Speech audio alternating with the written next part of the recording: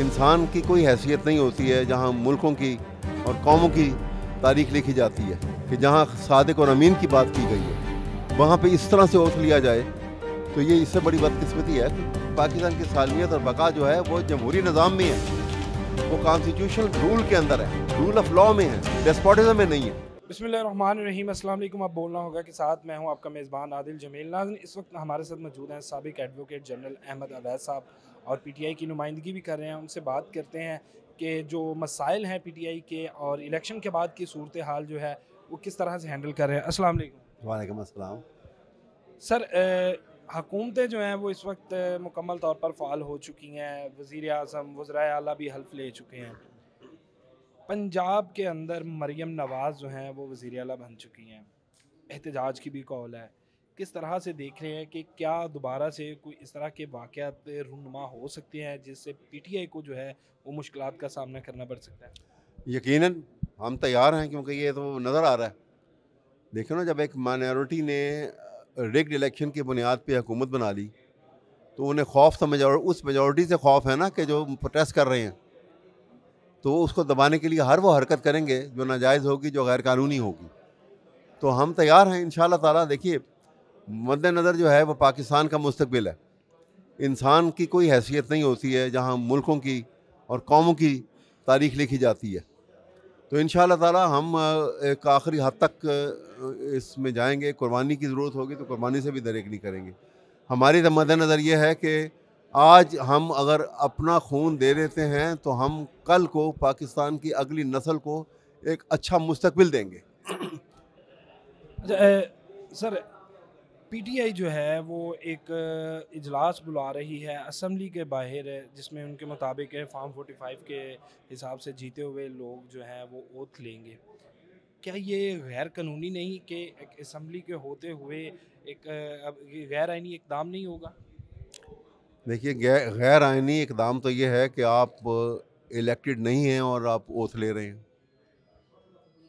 सबसे बड़ा गैर आइनी तो ये है कि असम्बली में जाके आप वो शख्स जो हैं उनको डिक्लेयर किया जा रहा है और वो ओथ ले रहे हैं बाकायदा, अल्लाह को हाज़िर नाज़िर जान के। इससे बड़ी जो है बदकिस्मती मुल्क की क्या होगी, और इससे बड़ी वायलेशन पाकिस्तान के आइन की क्या होगी और ओथ की क्या होगी, कि जिसमें आर्टिकल 62 63 भी है कि जहाँ सादिक और अमीन की बात की गई है वहाँ पे इस तरह से ओथ लिया जाए, तो ये इससे बड़ी बदकिस्मती है कोई?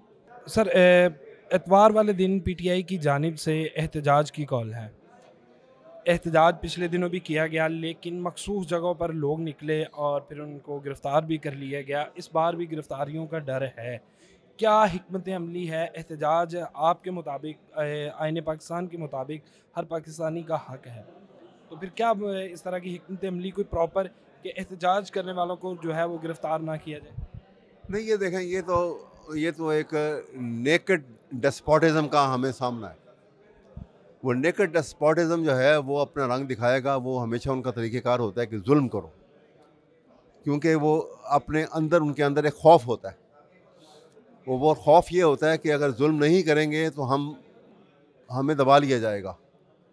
जो राइटियस फोर्सेस जो हैं, जो सच्चाई की ताकतें हैं, वो कंट्रोल कर लेंगी। इसलिए वो जुल्म करके उनको दबाना चाहती हैं।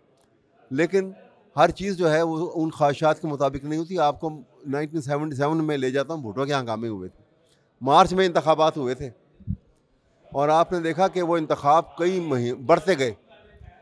एक कॉन्स्टिट्यूंसी से शुरू हुए, 2 से हुए, 3 से बढ़ते गए, यहाँ तक कि वो जून जुलाई तक वो पूरा मुल्क पैरालाइज कर दिया था। और फिर उसके बाद आपने देखा कि वो 5 जुलाई का वाक़या हो गया। तो इसलिए हम तो तैयार हैं कि हम राइट कॉज के ऊपर हैं, और पाकिस्तान की सालमियत और बका के लिए हम कर रहे हैं जो कुछ कर रहे हैं, क्योंकि पाकिस्तान की सालमियत और बका जो है वो जमहूरी निज़ाम में है, वो कॉन्स्टिट्यूशनल रूल के अंदर है, रूल ऑफ लॉ में है, डेस्पोटिज्म में नहीं है। अच्छा, सर, आज भुट्टो जो है वो फांसी केस के हवाले से सुप्रीम कोर्ट ने अपनी राय दी और पीटीआई ने उसके ऊपर एक बयानिया जारी किया कि 50 साल लग गए भुट्टो को जो है वो अदालती, आप कह सकते हैं, तो क्या इमरान खान के हवाले से भी इस तरह देख रहे हैं कि उनको भी 50 साल लगेंगे कोई मावनत के हवाले से? नहीं लगेंगे। मेरे ख्याल में जो फैसले 50 साल लग गए, अब वो, मेरा ख्याल है कि वो 50 दिन में ही डिसाइड होंगे मैटर्स। ये स्पिनिंग जब आखिर में आ जाती है ना, तो बहुत तेज़ हो जाती है।